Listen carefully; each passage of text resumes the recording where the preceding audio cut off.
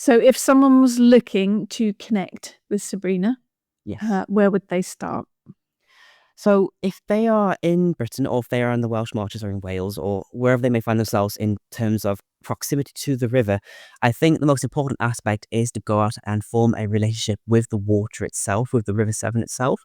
And although it is quite a dangerous river, there are certain designated spots where you can safely swim. And I think there's no better aspect than to experience water, to experience deity, than swim. Of course, he can't swim, that's completely fine. But, even putting your feet in, just touching the water, collecting the water, is a way to show representation of the deity within your home, within your personal life, that she's in close proximity to you. I will warn, though, in terms of folklore, there is a piece that says that the goddess can't be contained within a vessel for too long, or else she will start bashing against it, and you'll never get a good night's sleep. So I never harbour her water for longer than a week or two. Wise words.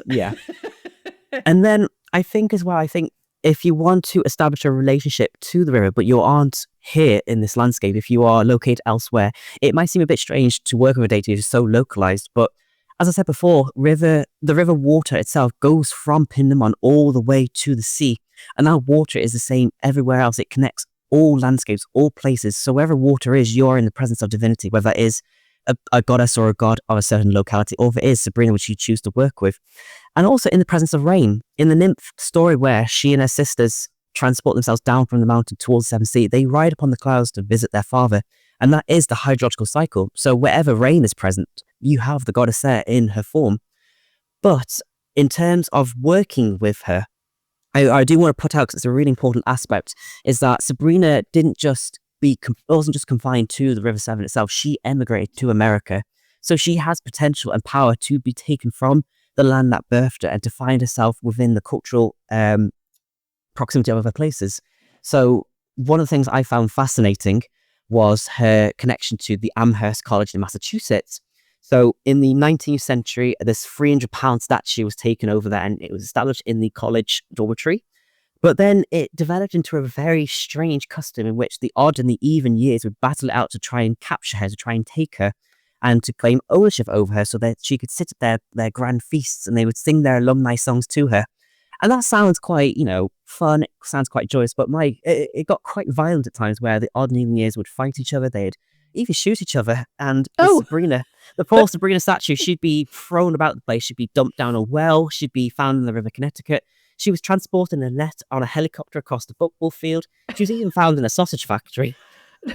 So okay, it was quite a strange custom. But even now, in the modern day, where people have found the statue, and she sits at the heart of the college campus itself as this enduring symbol of strength, because a lot of people have written, because this college campus was fraternity? Yeah, it was for boys that went there. People have come today say, like, the practices that they were doing were inherently misogynistic, they were sexist, because this half-naked woman statue being thrown back and forth between these men, it doesn't have the greatest connotations, despite even the people writing about it said it was spiritual. I digress. I wouldn't call it spiritual, but nowadays it is, because the people that have restored her back to her physical self see her as a symbol of opportunity, see her as a symbol of endurance. They see her as a feminist symbol, that after all this stuff that's been done to her, she still stands strong at the heart. She's still there. And I think that's bloody beautiful. And it just goes to show that the culture of a deity can change and be transported to a different place. But in terms of working with the deity, anything that helps promote consciousness towards the environment, so that's litter picking, using your voice to promote the health of our rivers, going out and protesting, using your voice to argue towards MPs, to write letters and to raise awareness, to sign petitions, anything like that can help expose the damage and destruction that are happening to our rivers. So I think one of the things people really get struck down by, and it's all the fault of the capitalist structure that we are abiding to, unfortunately, is that people feel that they have to go out and they have to go out protest every weekend.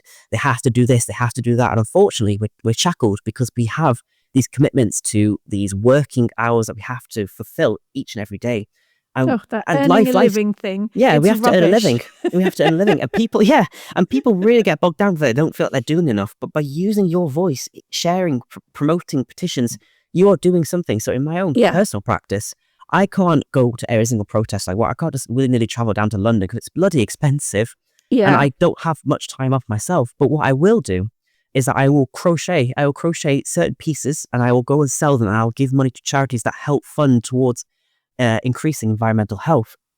But even litter picking, going out to your waterscape, any deity found in that waterscape, especially Sabrina, would appreciate, picking out that rubbish. But I will say as well, for health and safety concerns, go wear gloves. And if you see things like, glass bottles, syringes, or leaky condoms, go ask like a park attendant to help pull them out of the road. You don't want to be touching that. But there's just little things that you can do each day, being conscious of how much water you use. Yeah, every little thing. Yeah. That's the best way you can work with a deity. Absolutely. She is a fascinating goddess, absolutely fascinating. And a last question to round up with, because we could talk for hours, I'm sure. But we could.